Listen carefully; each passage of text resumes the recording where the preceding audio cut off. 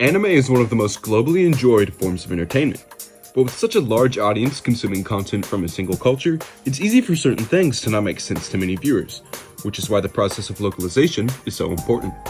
Localization involves acts such as censorship, altering content revolving around cultural aspects, blatantly lying to the viewer's face, and translation. Of course, the most obvious example of this would have to be the various subs and dubs that a show may receive to eliminate language barriers. Subs typically stay more faithful to the original airings, often through actions such as keeping Japanese honorifics or referring to certain cultural items as they would be in their original language.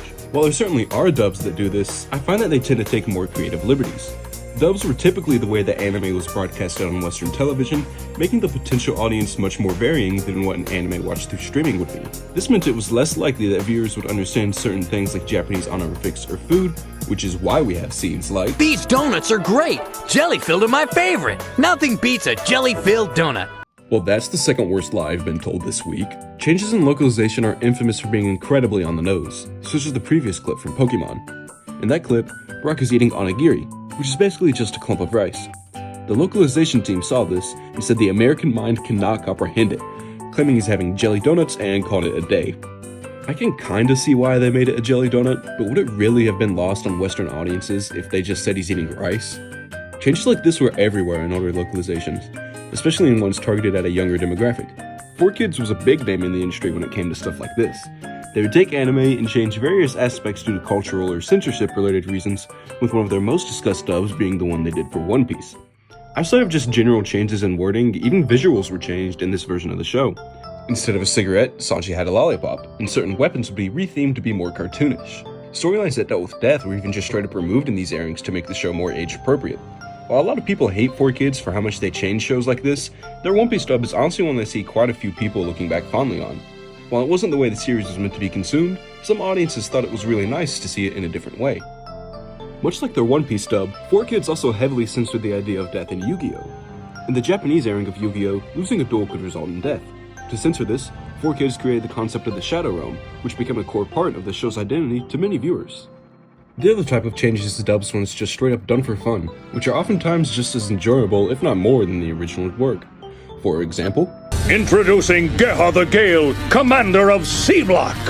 Get those Japanese words off of me! One of my favorite examples of this is the narrator in Kaguya-sama Love is War. In the sub, the narrator is very stoic and serious, much like he's intended to be. I do enjoy this version, seeing a very serious narration over a very unserious course of events, but I think the dub's narration is a little bit better. Contradictory to the stoic personality of the original narrator, the one in the dub just completely exaggerates everything and has fun with it, and knows how dumb everything is that he's talking about. It's really neat to see how well two polar opposite versions of the same character are both able to work so well, allowing for there to be pros and cons to each version of the show. Copyright affects localization too, with JoJo's Bizarre Adventure being one of the most prominent examples of this. A lot of characters in their stands are named after musical references, making the series one of international copyright law's greatest fears. To avoid legal action, Western releases of JoJo rename a lot of characters and stands, and it is the most obvious dodge at copyright I have ever seen. Some names try to incorporate the function of the stand, such as Notorious Big being changed to Notorious Chase, but the vast majority of the name changes result from localizers going, "Screw it, just call it Coco Large." On so many of these, the team just whipped out a thesaurus and called it a day, which is why we have names like Worst Company, Animal Shop, Reverb, and my personal favorites, Filthy Axe at a Reasonable Price, and Flaccid Pancake.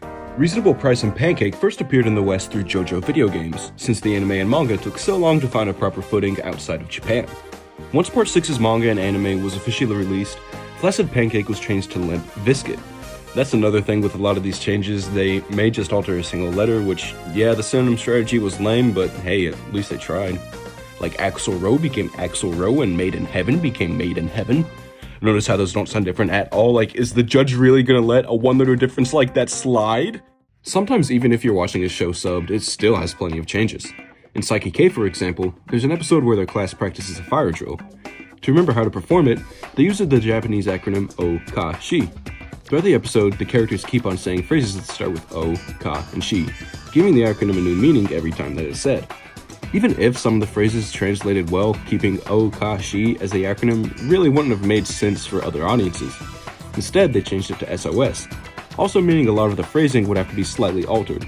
While the core identity of this episode was kept, it was still significantly altered by localization, regardless of whether it's being watched subbed or dubbed. Then some shows just don't change at all between releases. In some instances, these changes really wouldn't be any big enough deal to be worth the effort, and a lot of the times viewers have a good understanding of what's being talked about in certain situations. But even if the content doesn't make sense, it sometimes remains the same regardless of what release it is. Nichijou is a great example of this. The series is full of all sorts of jokes that don't make sense due to cultural reasons.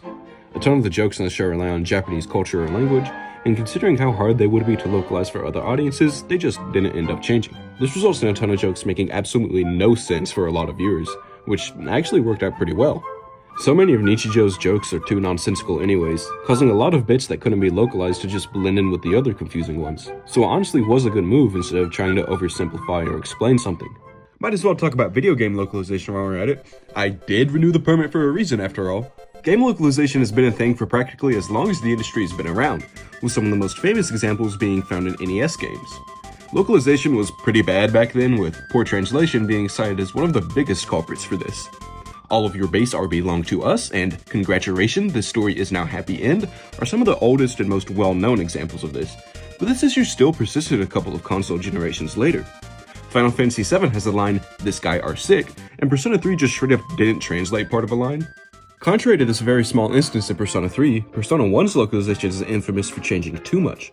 Persona is very clearly a game that takes place in Japan, but the localization team for Persona 1 tried to make the game appeal to a more Western audience, and removed a lot of the game's identity in the process. This involved altering certain lines of dialogue by trying to use more Western slang, such as in the screenshot here. A lot of characters also got redesigns and name changes, often changing a character to an unnecessary degree. After the failure of Revelation's Persona in the West and the poorly received localization, future entries stayed more faithful to the Japanese releases.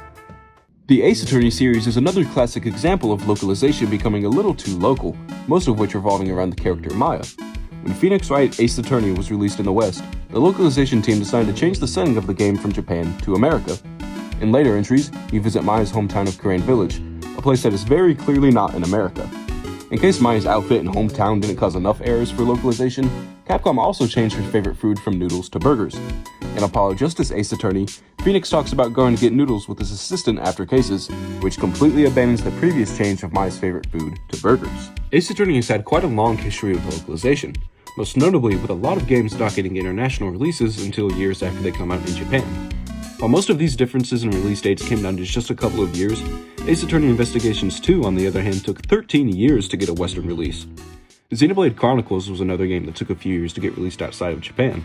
Nintendo of America had no interest in localizing the game when it first came out, so fans created Project Rainfall, a campaign for Western releases of Xenoblade Chronicles, as well as Pandora's Tower and The Last Story. Nintendo of Europe eventually decided to localize the game, and Nintendo of America just decided to use their localization. But even with campaigning and years of building an international fanbase, some games never get released outside of Japan. Pepsi Man was a game released for the PS1 in Japan and nowhere else, even though the game has full English voice acting and is one of the most American things I have ever seen. Like, go ahead, try and tell me this guy knows what a kilometer is. However, the most infamous game to never get released outside of Japan has to be Mother 3.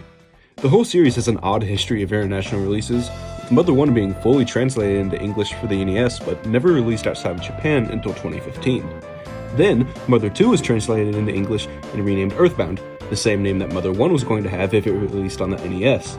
Due to the poor sales of that game in America, it never got a release in Europe until it came to the Wii U eShop. And Mother 3 came out in Japan in 2006 and is yet to release elsewhere 20 years later.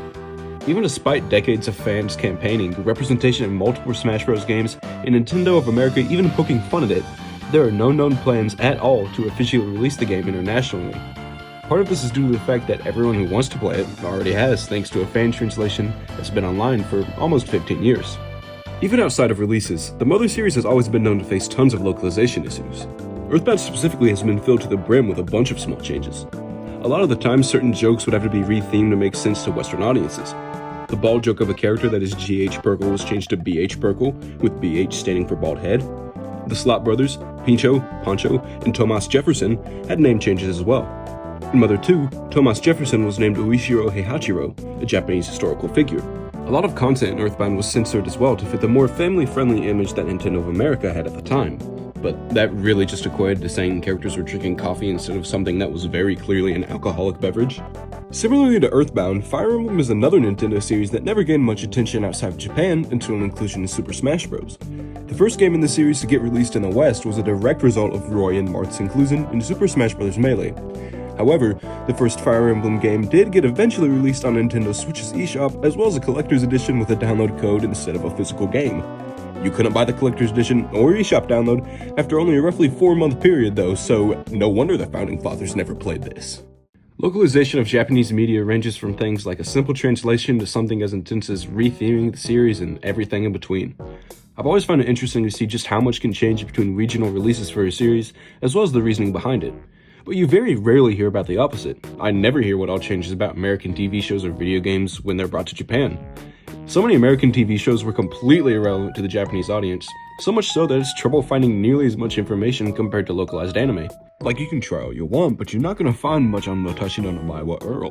But if you've looked into this topic at all, there's a good chance that you're familiar with the fabled King of the Hill sub versus dub debate. Various corners of the internet claim that Japanese fans of King of the Hill have a serious debate over whether it's better to watch the show in English with subtitles or with the lines dubbed over in Japanese. However, there's no substantial evidence that supports this. You can find a couple of people saying it's true, but considering how funny it would be if this was true, someone probably just said it as a joke and a bunch of people ran with it. The show also really doesn't have much of a following in Japan, allowing very little information about the potential debate to be known. While it may not be true, there's plenty of reasons why someone wouldn't like the Japanese dub. A common target of complaint is Boomhauer's voice. Real ones know all about Boomhauer and his absurd speech pattern that was unfortunately not present in the Japanese dub. He speaks pretty clearly in that version, which is plenty of a reason to prefer the sub. Much like Boomhauer, a lot of the series is a little too American to be translated well to really find a large audience elsewhere. As seen with examples like King of the Hill, localization has the potential to make or break a series. So much of a story lives and dies on communication, and if you can't communicate those ideas properly, or at all for that matter, then the original identity can be completely lost. However, changes are often necessary to make a work accessible, which raises the question of what all should be altered. This is entirely subject to the stories and changes themselves. Sometimes a lack of differences may work great, and other instances leave audiences confused. Making content more accessible is great, but you have to stop when it gets to the point of removing the core identity. It's interesting to see when that line gets crossed, when it's approached perfectly, or when it isn't approached at all. It's certainly difficult to judge how to localize properly, so are quote-unquote bad localizations really that bad? Yeah, actually, I don't see why anyone thought some of these were a good idea.